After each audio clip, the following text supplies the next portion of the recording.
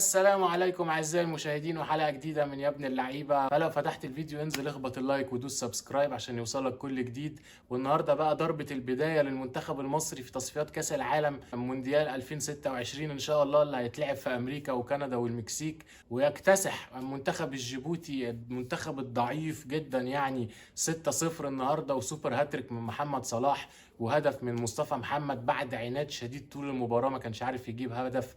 والنهارده بقى شفنا تريزيجيه بيجيب هدف من اهدافه الجميله، ويرجع بقى يعني السكور شيت بتاعت المباريات مع المنتخب المصري. وزي ما بيقول بقى الزعيم عادل امام، يعني دول ناس طيبين قوي يا خال، هو ده بالظبط المنتخب الجيبوتي النهارده. مساحات، خد يا باشا مساحات، بيدافعوا باربع لعيبه بس قدام 6-7 بيجروا عليهم، خد يا باشا مساحات براح، فاتحين مساحات في ظهر الدفاع. يعني عمر كمال واحمد فتوح النهارده يعني كلوا عيش على قفاهم كتير قوي. خد يا باشا اخطاء دفاعيه، مفيش اي النهارده يعني خطوره تذكر عملوها على الشناوي. النهارده الشناوي التيشيرت بتاعته ما توسختش، يعني ما اترماش على الارض ولا مره طول ال 90 دقيقه.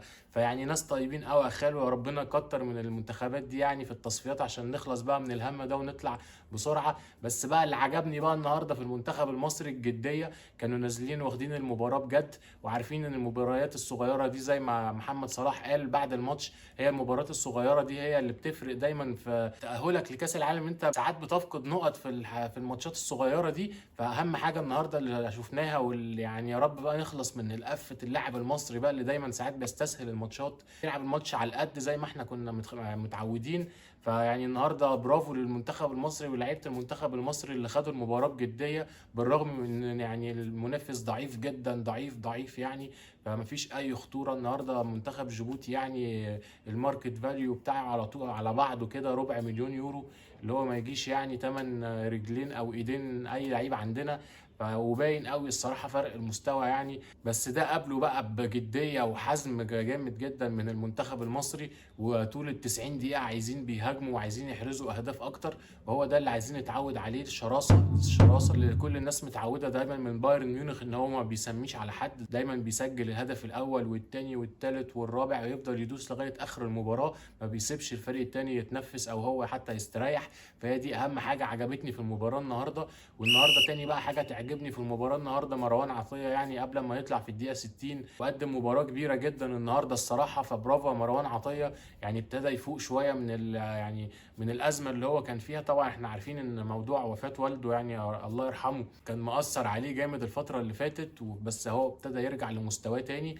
فكمل يا مروان عطية وربنا معاك يا ابني ويصبرك، ويعني ركز بقى في الكرة. يمكن يعني مش عايز اقول تنسى، بس يعني حاول تحط تركيزك في حاجة تانية يعني علشان تقدر تفوق نفسيا في اسرع وقت، لان المنتخب المصري محتاجك بالاداء ده، والنادي الاهلي محتاجك اكتر بالاداء ده. تاني لعيبة النهارده عجبني اداؤه جدا النهارده، عمر مرموش يواصل تألقه يعني في الدوريات الاوروبية والدوري الالماني. النهارده بيلعب مباراة كبيرة جدا مع المنتخب المصري من بدايه المباراه. يعني اول هجمه خطيره كانت من المنتخب المصري كان هو عمر مرموش صاحبها في الدقيقه الاولى تقريبا. فلا قدم اداء النهارده يعني كويس جدا، وحاسين بتطوره الكبير الفتره اللي فاتت. فيعني عاش عمر مرموش، والقادم افضل ليك ان شاء الله. ويعني وان شاء الله ننتظر منك بقى ان انت تبقى نجم زي نجوم المنتخب المصري اللي نقدر نعتمد عليهم، وتبقى سلاح يعني زياده نقدر نستفيد منك قدام المنتخبات الكبيره. سيبكوا بقى من جيبوتي وسيراليون وبوركينا فاسو والكلام ده، احنا داخلين على كاس الامم ان شاء الله في يناير، وهتلعب قدام فطالحه افريقيا كلها. فمحتاجين بقى يعني نفسنا في لقب افريقي بقى الفتره اللي جايه دي، بقى لنا كتير قوي ما خدناش لقب افريقي، حتى يعني الجيل ده كله تقريبا ما خدش بطوله افريقيا. فيعني لا محتاجين بقى نركز اكتر، واخدوا بقى قصه التصفيات دي بجديه وكل حاجه، بس حط في دماغك برضو انها استعداد لكاس الامم. فيعني عجبني قوي الجديه النهارده الصراحه، والحميه اللي كانت عند اللعيبه النهارده. واللي بقى اللي عجبني بقى من قصه الحميه دي كمان عمر كمال. يا جماعه عمر كمال عبد الواحد صراحه قدم مباراه كبيره بالذات في الشوط الاول. هو مستواه نزل شويه في الشوط الثاني، يمكن يكون بدنيا تعب، وروي فيتوريا يعني اصر ان هو يكمل المباراه. بس لا يعني النهارده قدم مباراه كبيره، لعيب سريع حيوي كده، اللي هو زي الناس بتلعب فيفا يعني عارفين اللي هي الاجيلتي اللي بتبقى في اللعيب، هي دي بتبقى دايما بيتحرك بسرعه، حركته سريعه، بيعدي من واحد لواحد. فلا النهارده قدم مباراه كبيره وعجبني جدا النهارده الصراحه عمر كمال عبد الواحد. يعني دول اكتر 3 لعيبه عجبوني. طبعا لا خلاف ان محمد صلاح راجل احرز 4 اهداف، بس انا برضو حسيتوش ايه يعني لعب مباراه كبيره النهارده. هو يعني قدام دفاع مهلهل الصراحه، وفريق ضعيف ضعيف، يعني ما شفتش اضعف من كده الصراحه. ويعني لو كانوا في التمرين وبيلعبوا ضد بعض كان هيبقى في منافسه اكتر من اللي شافوها في الماتش النهارده. فالنهارده يعني مبروك للمنتخب المصري، اول 3 نقط في تصفيات كاس العالم. وعايزين بقى ندوس يا جماعه ونخلص قصه تصفيات كاس العالم دي بدري بدري. الموضوع مش هيبقى صعب زي السنين اللي فاتت، يعني هم 9 منتخبات هيطلعوا ب9 مجموعات، تطلع اول مجموعتك وسلام عليكم.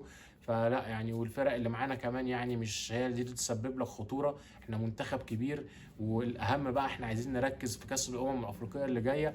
فلا عجبني النهارده الصراحه اداء المنتخب المصري. يعني مش هنقدر نحكم فنيا ان هو قدام فريق ضعيف جدا، بس لا يعني عجبني جديتهم وعجبني تحركاتهم انهم عايزين على طول يهاجموا. فلا النهارده المنتخب المصري يؤدي مباراه ممتازه. فيها طبعا كام خطأ كده، ان احنا جايبين 6 جوان بس انت مضيع مش اقل من 6 7 جوان تانيين. فلا يعني عايزين نشتغل على قصه الفرص الضايعه دي يا عم فيتوريا. بس في المجمل يعني لا مباراة كويسة، وقدرت تعمل ضربة البداية موفقة النهاردة في تصفيات كأس العالم.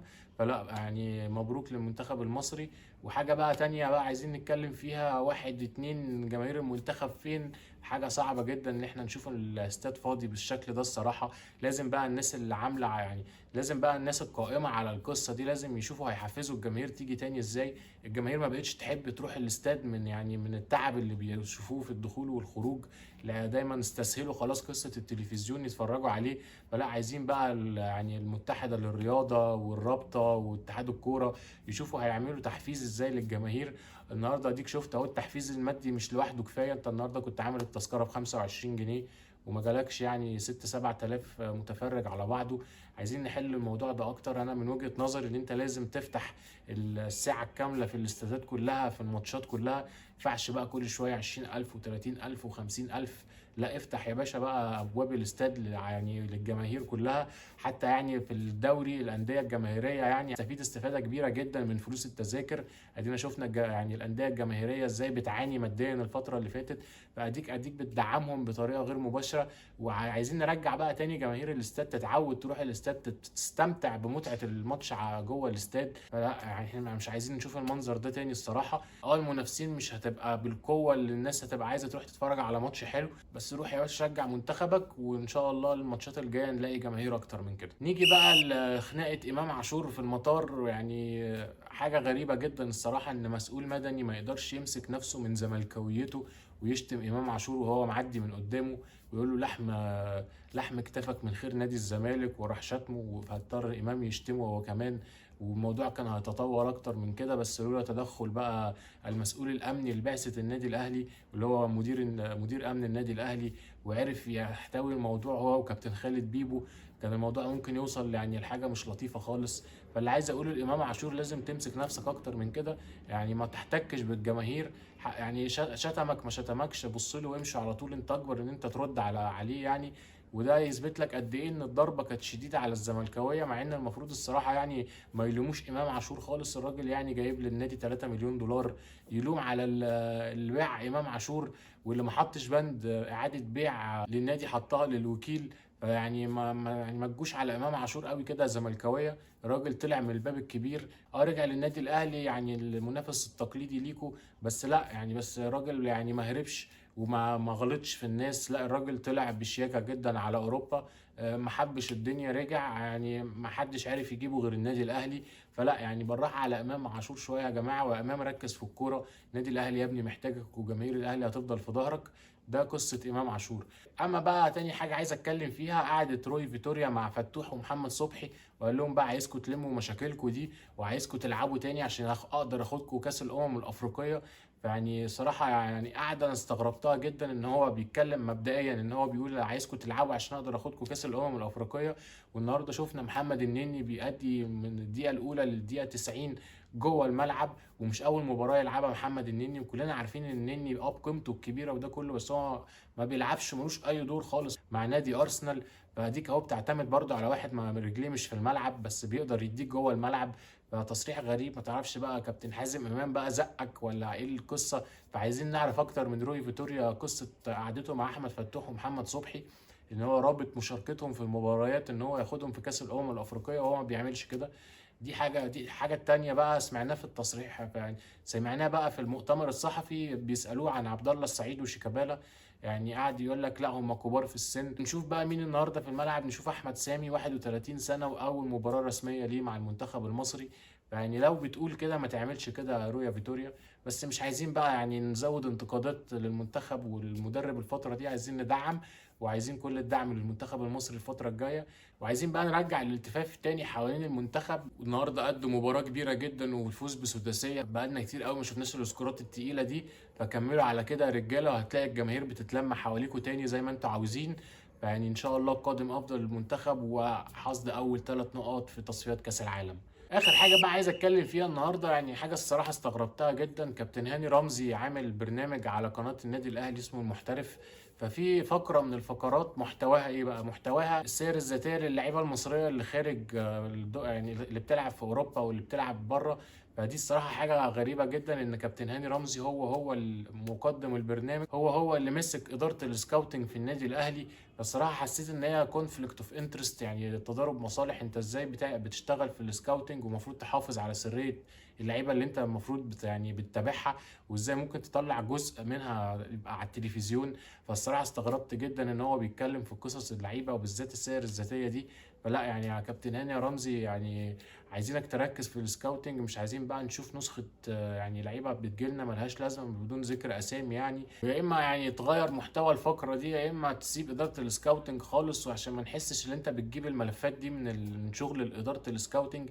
فلا يعني الموضوع ده انا حاسه انه لازم يقف في اقرب وقت من مجلس الاداره، يعني اما يغيروا كابتن هاني رمزي من اداره السكاوتنج اللي انا الصراحه يعني مش حاسس بدورها خالص مع النادي الاهلي. شفنا اداره السكاوتنج يا جماعه في سان داونز فيها 16 واحد بيشتغلوا في اداره السكاوتنج، وعندهم برضو بتاع 12 13 واحد في اداره التحليل. فلا عايزين بقى يعني نتعلم شويه، مش يعني الواحد متضايق ان هو بيقول نتعلم من سان داونز، بس لا في سان داونز بيشتغلوا بشغل احترافي، وادي الشغل الاحترافي عرف يوصلهم لبطوله كبيره. فلا يعني عايزين بقى يعني كفانا بقى هبل وعبث من القصص اللي احنا بنعملها دي، وواحد بيشتغل في التلفزيون ويشتغل في النادي ويشتغل في اتحاد الكوره. لا عايزين يبقى في تخصصات اكتر من كده. فلو عجبك الفيديو يا ريت تنزل تعمل لايك وتدوس سبسكرايب عشان يوصلك كل جديد. سلام.